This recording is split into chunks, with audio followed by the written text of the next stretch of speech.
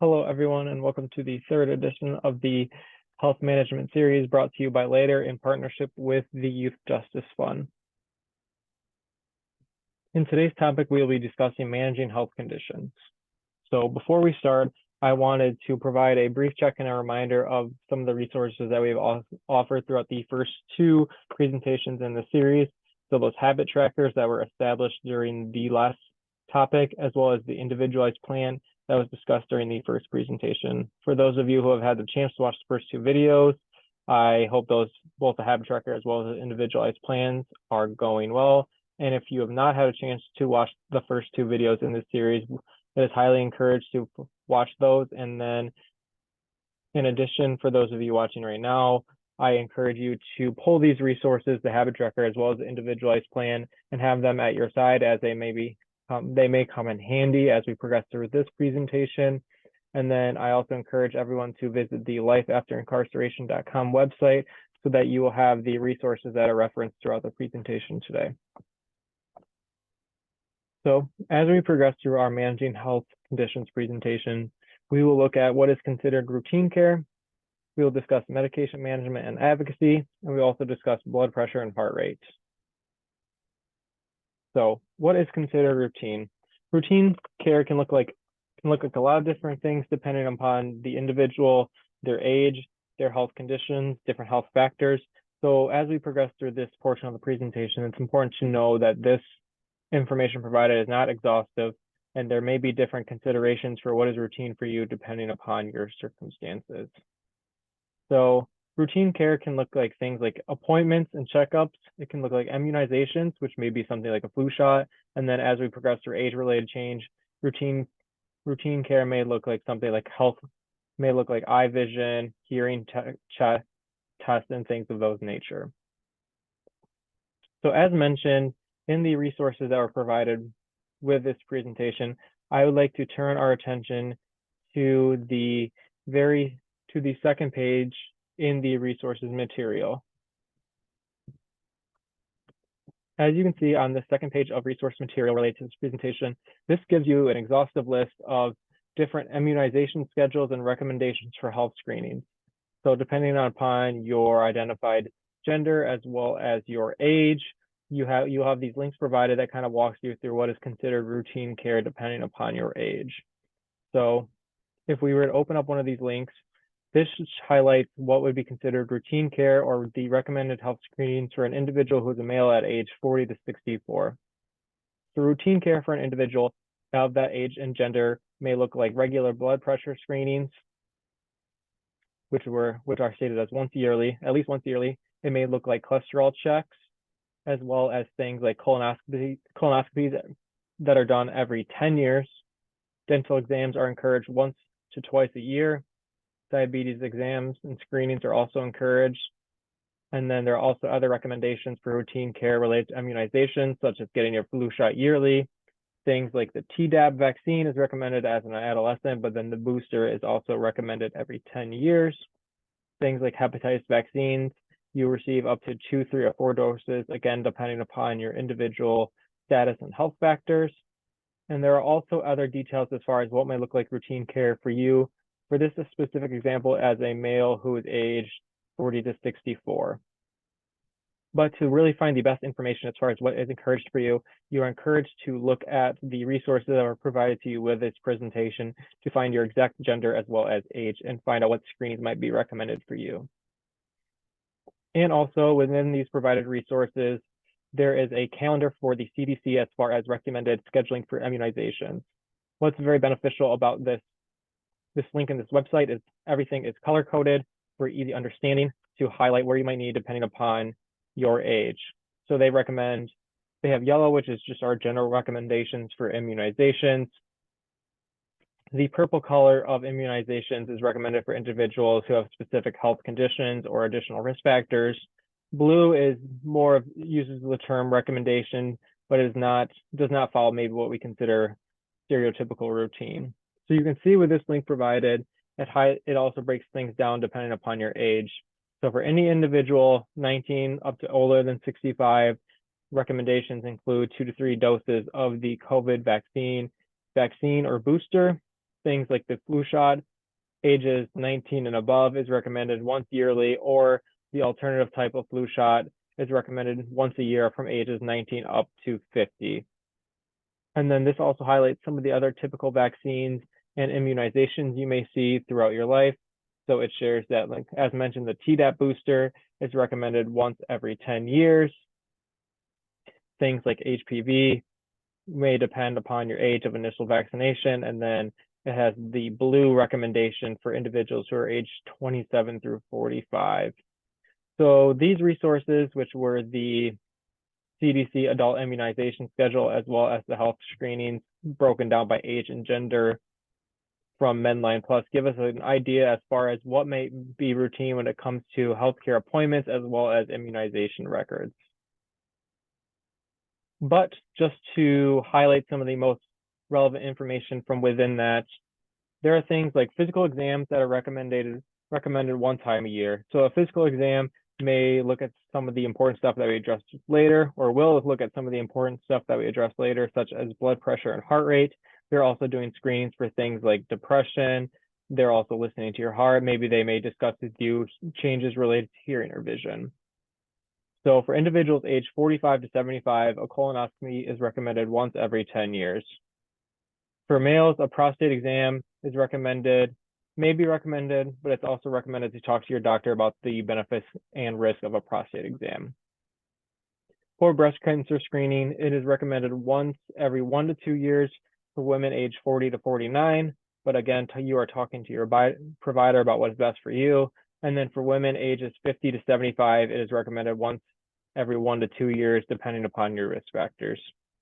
Other screenings would look at the cervical cancer screening, also known as pap smears. So for women ages 21 to 65, a pap smear is recommended every 3 years. Or for women aged 30 to 65, it is recommended every 5 years if your pap smear is combined with an HPV test. So that highlights some of the most common seen appointments or checkups that would fall under what is considered routine care. And then transitioning on to what we had talked about a little bit ago, which are our immunizations, would also fall under the idea of routine care. So you see things, as mentioned, like the flu shot is recommended once a year.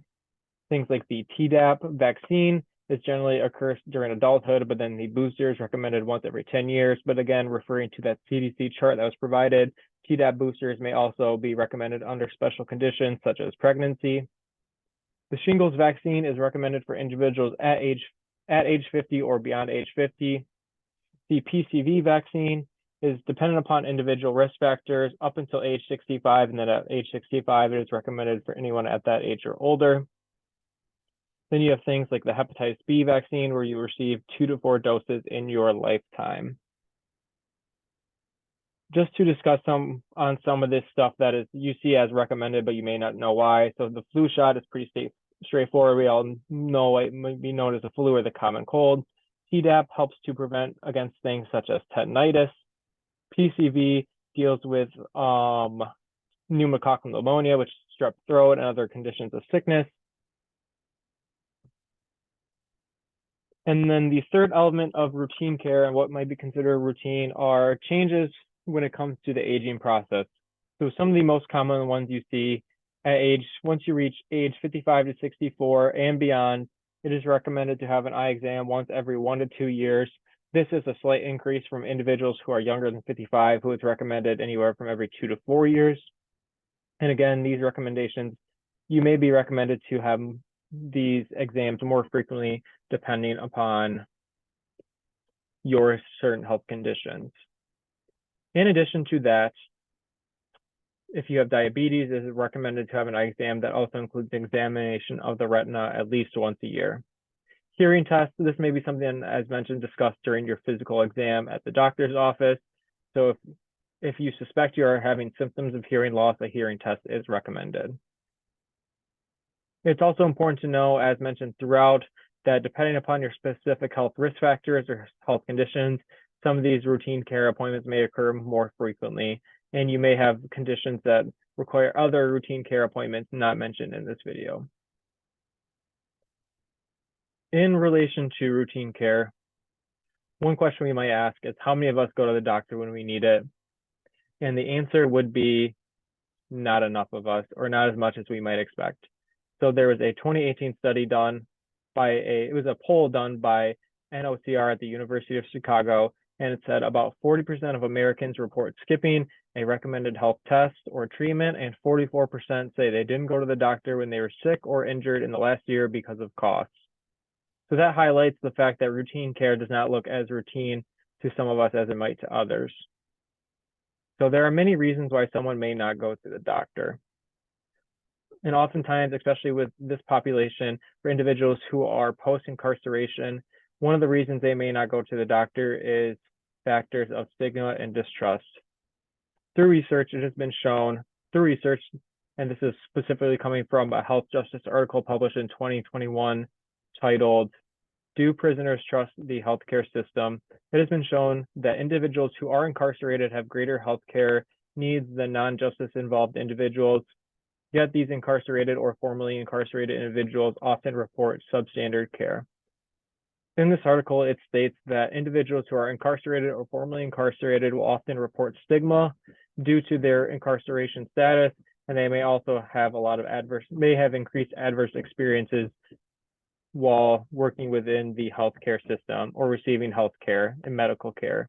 So this highlights another reason, or a couple of reasons why an individual may not go or visit the doctor. Stigma, distrust, as well as poor or adverse experiences. In addition, routine care may be difficult due to a lack of healthcare coverage. So in 2021, and this was published by an article titled "Key Facts About the Uninsured Population" from the Kaiser Family Foundation, it states in 2021, nearly half, or 46.7% of non-elderly uninsured adults reported not seeing a doctor or healthcare professional in the past 12 months. In comparison, individuals who had private insurance, only 18% did not visit a doctor, and only 13% of individuals with public coverage did not visit a doctor. In addition to that, just over 1 in 5, or 20%, of non-elderly adults without coverage said they went without needed care in the past year because of cost. In comparison, 5% of individuals with private coverage went without care because of cost, and 6% of individuals with public coverage went without care because of healthcare costs. So overall, that highlights that healthcare or lack of healthcare can be a very big barrier to following through with some of these routine care appointments. With that said, it's important, if you do not have healthcare, particularly through maybe your employer, it is recommended that you go to healthcare.gov to kind of get a jump start on finding out some basic information as far as what you may be eligible for when it comes to healthcare. In addition, individuals may not seek routine care because they are not confident on the differences between whether they should go to the doctor, the urgent care, or emergency care. So again, I will refer to the resources that were provided on the lifeafterincarceration.com website that go along with this presentation to show another infographic that is done by the Blue Cross Blue Shield Network of North Carolina that highlights when to visit the doctor's office versus when to visit urgent care versus when to visit the emergency room. So you can see on this infographic, which is again brought to you by Blue Cross Blue Shield North Carolina, it is recommended to go to the doctor or receive your routine care for things such as sore or strep throat, things like urinary tract or bladder infections, earaches, minor fevers, so general symptoms of sickness, things such as pink eye, insect bites, or very minor burns, scrapes, and sprains.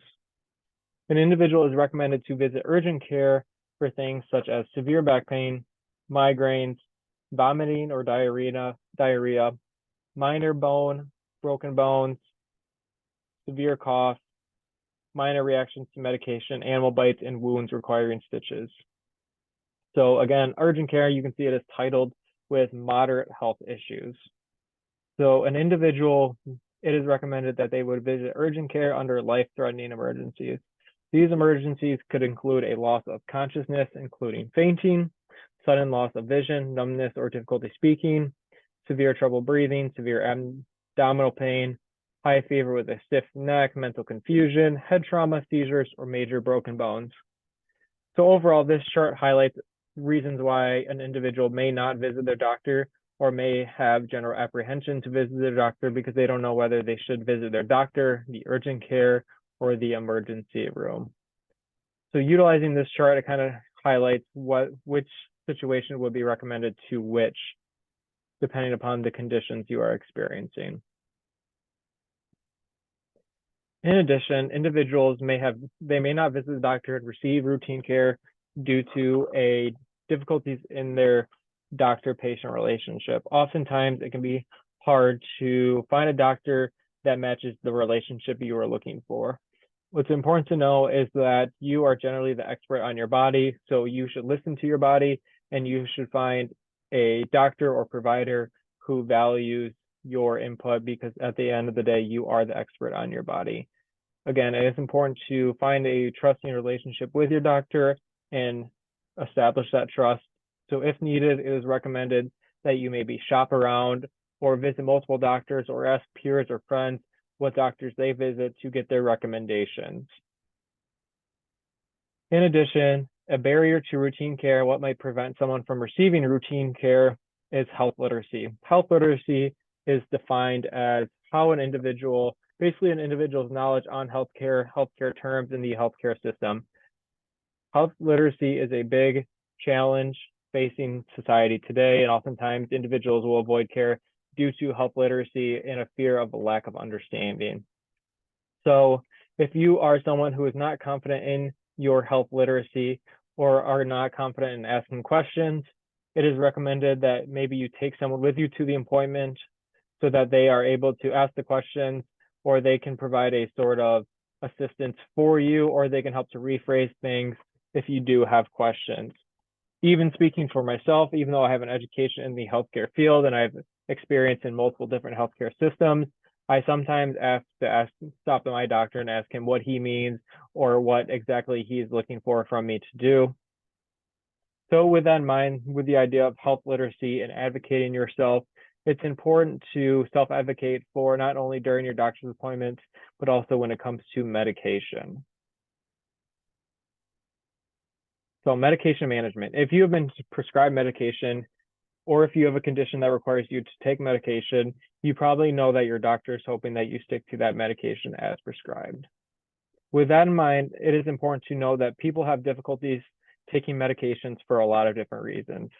So this statistic, which comes from a 2023 American Medical Association article, highlights multiple different reasons why individuals or patients may have difficulties taking their medication. Oftentimes, when it comes to taking medications, individuals may have fear, or when it comes to not taking their medications, individuals may have fear of side effects. Cost can also be another reason why someone may not take medication or may stop taking medication. In addition, misunderstanding when it comes to frequency of taking medication may result in an individual not following the recommendation guidelines for medication. Related to that, an individual may already be prescribed with too many medications, and it's difficult for them to follow and keep organized their medication routine. Mistrust was cited in this article as a reason why someone may not follow their medication routine. So with that in mind, if you are on a medication and you're unsure of why you are prescribed it, you are encouraged to reach out to your healthcare provider and talk to your provider about why you were prescribed the medication. It is important to note that quitting your medication, especially in an abrupt way, is not recommendation and is not recommended and may actually cause additional side effects. So one thing you can ask your doctor about is alternatives when it comes to medication. You can also ask about reducing dosages or frequency. That can also help to reduce some of these other reasons why someone may not take their medication, such as lack of understanding or too many medication, or lack of understanding when it comes to the plan recommended schedule for medication. Another reason why someone may stop taking their medication or has difficulty following a medication routine is lack of symptoms. And this goes both ways when it comes to starting a medication and not seeing any effect, or stopping a medication and not feeling any difference. Sometimes a medication can take a while to be effective. Sometimes it just doesn't work for you. So medication, it's important to know, may just be a trial and error system where you have to try a few different ones before finding out the one that works for you. So with that in mind, again, you are encouraged to speak to your doctor if you are having questions about side effects, misunderstanding when it comes to the expectations for when and how long and how often to take a medication, or if you are having concerns related to side effects or lack of side effects or symptoms. And as we had discussed in the last session related to healthy habits, oftentimes one way to address our medication routine is through tracking. And so this can look like utilizing your habit tracker, which was established during the last session, to record how many times per day you have taken your specific medication. There are also additional tips for overall medical adherence, as well as taking your medication, as well as navigating the sometimes and often difficult healthcare field. So with medication, as well as just general doctor's visits, it is important to watch for adverse situations and side effects. As mentioned throughout, you are encouraged to consult your doctor if and when wanting to change. When it comes to navigating healthcare in the healthcare field, you are encouraged to advocate for yourself. As we have discussed, you are ultimately the expert on your own body, and ultimately all medical decisions are of your own decision. As a doctor, their job is to offer recommendations and guidance, and our job as occupational therapists are assisting with things like medication adherence and establishing those habits, maybe to follow medication, assisting when it comes to monitoring and tracking side effects, as well as our job is to assist when it comes to self-advocacy and developing health literacy. Transitioning now, we wanted to discuss some of the most common topics or maybe terms seen when it comes to managing health conditions, which are blood pressure and heart rate. Blood pressure and heart rate are considered common indicators of health. These are often checked during those yearly physicals that we described within the routine care section. So you may hear blood pressure out, but what is blood pressure actually? Blood pressure is a combination of is written with systolic blood pressure as the top number and diastolic pressure written as the bottom number. So what does that actually mean? So systolic pressure is the amount of pressure measured in the heart when the heart beats. So that top number is your highest amount of pressure. So as when blood pressure is at the highest. The diastolic number, which is the bottom number, is measured between heartbeats when blood pressure is at its lowest. So as mentioned, blood pressure is written with the systolic blood pressure first, and it's followed by the diastolic blood pressure. So that is often the number you see written as 120/80, 130/90, or things along those nature. So blood pressure is the pressure in the heart when the heart beats, making it systolic or that top number, and then measured between heartbeats, which is the diastolic or the lower bottom number.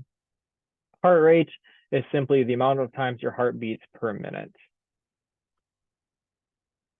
And then you may see the term hypertension and hypotension. Hypertension can simply be described as high blood pressure. So in a second, we will be looking at the chart to kind of give you the numbers to show what may be considered high blood pressure. And then hypotension is considered abnormally low blood pressure. And then again, as we transition to the chart that was provided on this slide, but also in your resources for this presentation, this kind of gives you a better idea of what may be considered hypertension or high blood pressure. So as we look at this chart, and before we discuss some risk factors when it comes to high blood pressure, I have a true or false to present, which is nearly 1 of every 2 Americans in the United States has hypertension. And that is true, which means 50% or nearly 50% of all adults in the US have high blood pressure. High blood pressure or hypertension is considered 140/90 or higher. With hypertension, depending upon the number and category, it may have no symptoms, but it's important to know that although it may manifest as no symptoms, it can still harm the arteries and cause an increased risk when it comes to factors such as stroke, heart attack, kidney failure, and blindness. So you can see on this chart, which was also provided in your resources for this presentation, you have the systolic, which is that upper number or the top number, which is again the amount of pressure in the heart as your heart beats, and then the diastolic number, which was the amount of pressure in your heart between heartbeats. Normal is less than 120 and less than 80. Elevated is a combination of a systolic number or a top number greater than 120 and also less than 80. And then as you can see, the increase in the systolic number will mean a more serious or higher blood pressure. So with high blood pressure, you are at risk of things such as heart attack, stroke, and dementia. For individuals with high blood pressure, particularly in the high blood pressure stage 2 or also the hypertensive crisis, the heart disease was the #1 cause of death for these individuals, followed by cancer. Transitioning out of just the numbers and into how to actually address and prevent high or low blood pressure. Strategies include exercise, sleep, diet, stress, and medication management. With all of these, if you would like to implement a change outside of using some of the tools we have discussed, such as habit tracking or establishing a routine, it is encouraged to speak with your doctor or provider to find out what types of activities might be best for you, specifically how often to exercise, how much sleep is recommended, what diet changes could you implement, as well as what medication management strategies you may need or what medications a doctor might recommend. In addition, when it comes to addressing and preventing high or low blood pressure, you can track what are your numbers daily. So this was another tool that was provided to you in your presentation materials through the Life After Incarceration website. You can see, again, this was the blood pressure ranges that we had just discussed in the last slide. And this is a blood pressure log that will help you write down exactly what your blood pressure was every single day. So this is another form of tracking that kind of can show you a change in your blood pressure, or you can also utilize this to speak with your doctor about what changes may be needed if you are experiencing what were those categories of high or low blood pressure. Tracking is a sound way to provide evidence to your doctor that you may be experiencing high or low blood pressure and also support your desire for change.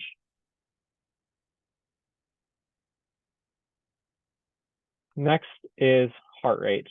So with heart rate, you can see this is the broad category of what heart rate would look like at rest, depending upon whether you're in the athlete category, going all the way to the poor heart rate category.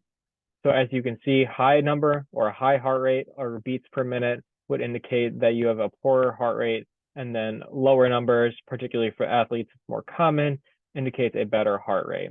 So this is the chart for men, and then for women, this is their numbers, and both of these charts are provided in your presentation resources. So what does it look like to actually have high or low heart rate? Signs and risk of low heart rate include heart failure, frequent fainting, and cardiac arrest. Signs of high heart rate include dizziness, palpitations, shortness of breath, nausea, lightheadedness, fainting, or cardiac arrest. Chest pain is an additional symptom that you may see with high or low blood pressure. Now that we know the numbers that may be associated with high and low blood pressure, and also the numbers that may be associated, and also the risk factors that may result from high or low blood pressure, it's important to look at how we can actually manage these numbers and how we can actually manage these numbers. So some things we can do to address high and low blood pressure include exercise, dieting, maintaining a healthy weight, maintaining a stable blood pressure and cholesterol, maintaining stress or managing stress, and then smoking cessation. So you can see a lot of these strategies for heart rate go hand in hand with the strategies for blood pressure. Things like exercise, diet, and even specifically mentioned managing blood pressure help to maintain or prevent that high or low heart rate. And again, some of these changes, you are encouraged to use things like the habit tracker we established, as well as the routine tips that we offered in the last presentation. And then you are also encouraged to speak with your doctor for questions you may have when it comes to specific exercise, diet, what is considered a healthy weight for you, and also things like cholesterol and healthy blood pressure for you. And then if you are looking to manage your heart rate through smoking cessation or stopping smoking, as another thing you're encouraged to speak with your doctor about. And overall, there's different strategies that you can implement to support your health, including your blood pressure and heart rate. So a Fitbit or other forms of wristwatches are able to track heart rate and other activities such as exercise and sleep. A blood pressure cuff, which can be purchased and kept at home, will also assist you in tracking your blood pressure, and it can be done digitally, so there's no advanced technology or no real education you have to do. As mentioned throughout, you can use a habit tracker to record different activities such as exercise, such as sleep, such as smoking succession, as in days you've gone without smoking. And habit trackers are also very beneficial when it comes to tracking medication. Another strategy you can use or even implement into your healthy routines is using your reminders on your phone to set things such as remembering to take medications, remembering to exercise, remembering X, Y, Z, and the other. Another strategy that will support your health overall is making sure you are, again, monitoring your body and paying attention to signs and symptoms of high or low blood pressure and heart rate. Again, you are the experts of your own body, and generally you will know if you are feeling unwell. In addition, it is encouraged that you get routine checkups to help monitor your blood pressure, heart rate, cholesterol, and overall health. Looking at all of these strategies, these are things that are encouraged to add to your individualized plans that were discussed during the week 1 presentation. So these are different strategies that could support a goal that you may have for health. In addition, you can see things like the habit tracker can tie into a lot of the activities that support our health and may even fit within the routines that we created in the previous session. So looking at this list one more time, I would encourage you to maybe look through some of these different actions to support our health and maybe add these as our strategies within our individualized plan, or refer to those habit trackers that in routines that we established in the last week, and maybe think about what activities we could add to our habit tracker or a routine calendar that would support our health goals. Planning ahead, our topic next week will be on mental health, emotional health, and trauma.